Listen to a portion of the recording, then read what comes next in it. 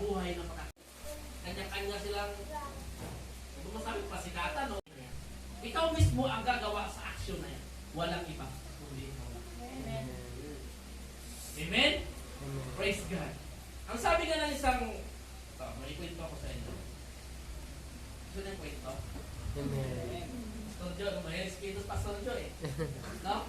Hindi ko lang kung nakwento niya na to. Gusto lang yung kwento. May isang pastor o isang leader. Ang ugali kasi ng pastor kapag hindi umati ng member, dinadalaw. Tama? Hinahayuan, pinupumusta, inaalam bakit hindi ka na umati. Ginagawa ba sa inyo ng leader yun?